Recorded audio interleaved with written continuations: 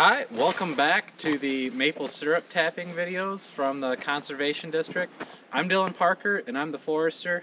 If you haven't already, go and check out our maple tapping video from last week where we show how to tap trees and a little bit of the equipment that you might need. Today we're going to talk about the collection process. So right here we have our 25-gallon tank and a jet sled. It's been pretty cold the last week, so I'm not expecting too much sap. We did collect a little bit the week before, and we have about 30 gallons in our supply right now, and we're going to hope to fill the rest of this tank today.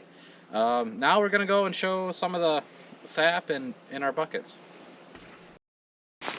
Alright, we're at our first bucket here. This is the same one that we tapped in the first video. So here we can kind of see just coming up on it, there's not a whole lot of sap, maybe about 4 inches in the bottom. So I'm just going to pull out the hoses, kind of let them dangle there, and they shouldn't be touching the ground. I have this lid on here, pull that off, and I'm not going to be able to see it, but there's maybe about 2 gallons in the bottom of this bucket. I'm just going to take it over to the tank. Open this up and just pour it in here right like that. And these tanks have been sitting outside for the last week and it's been cold, so there's some ice in there. If we get some warm days, that'll all melt down and we can break it up and kind of take out the ice chunks. The ice is mostly water in this state because the water part freezes first and the sugar's left behind. So pulling out the ice chunks kind of help the process along and help it to speed up the process. So now that that's all reassembled, I'm going to go on to the next tree and see how much sap we can get.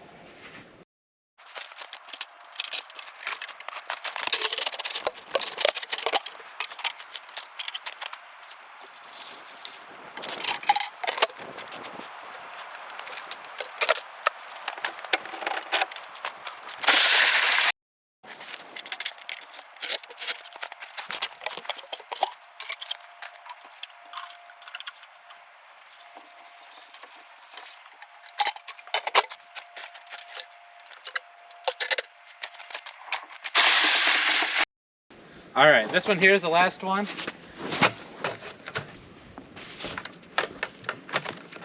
Let's see how much sap that we're going to have from today's collection.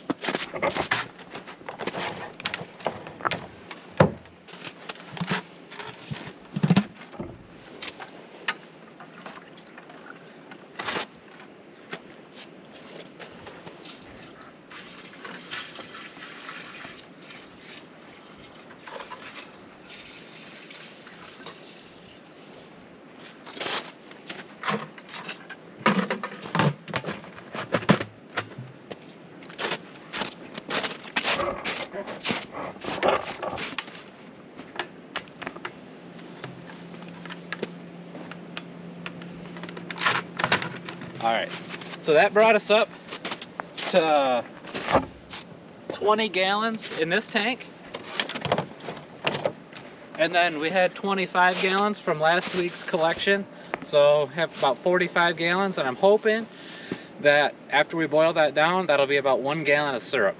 We'll see how it turns out, but based on previous ratios, that should be about right.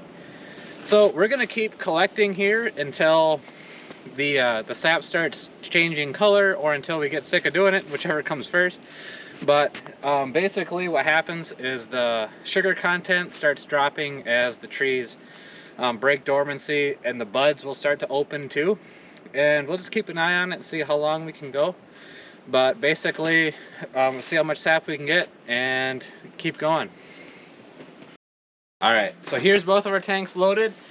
Something to note is that each of these tanks, when they're full, weighs about 200 pounds. So they're definitely not easy to get in there. I had to have 2 other guys help me load these into the back of the truck. But from here on out, we're going to head back to the building and get them boiling. So stay tuned for that section, and we'll show you how that's done.